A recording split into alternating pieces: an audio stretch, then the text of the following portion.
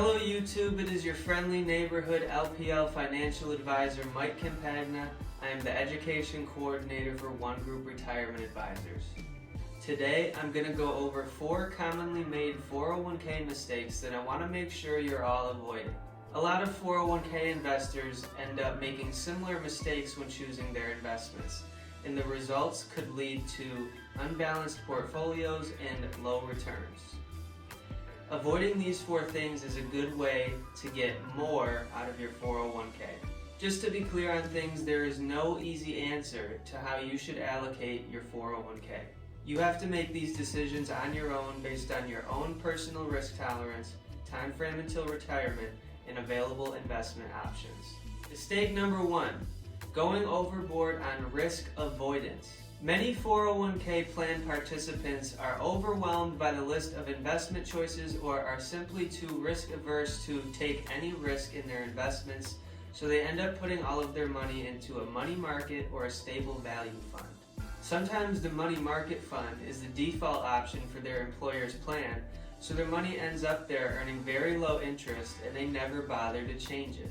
Money market and stable value funds are basically fancy words for a cash, low risk, low reward investment, and cash often lags behind inflation.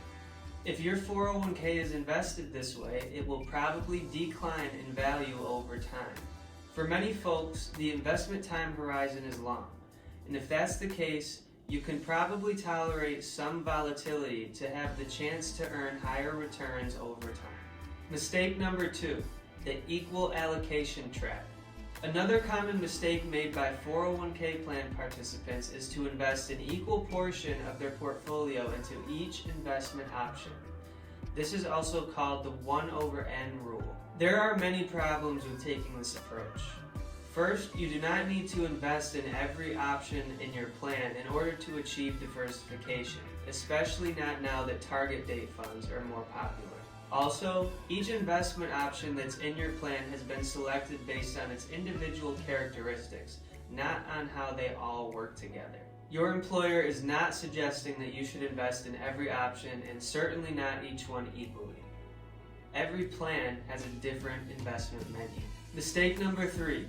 Too much company stock. Many companies allow their employees to purchase company stock in their retirement plans, or even make company 401k contributions in the form of company shares. As tempting as it might be to bet on a company that you know very well, you should make sure your investment in any one company's stock does not carry too much weight in your portfolio.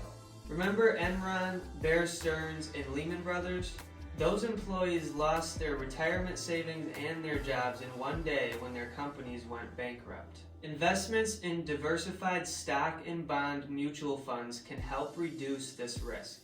My personal rule of thumb is that an individual company should not make up more than 5% of your retirement portfolio. Some advisors would say 10%, but you get the message here. Mistake number 4.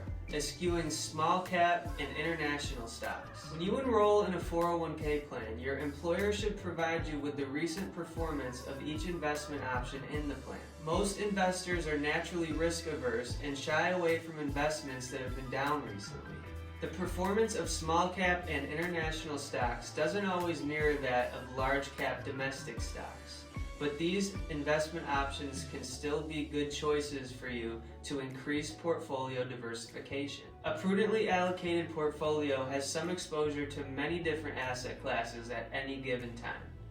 This is how you manage volatility over the long term. You might want to consult with your employer's HR manager or plan financial consultant to find out what the best mix is for you. Remember, you cannot control the market's returns. Focus on the things you can control, like your asset allocation and how much you contribute to your plan, and let the rest fall into place. I hope you found this video useful, and I wish you well on your road to retirement.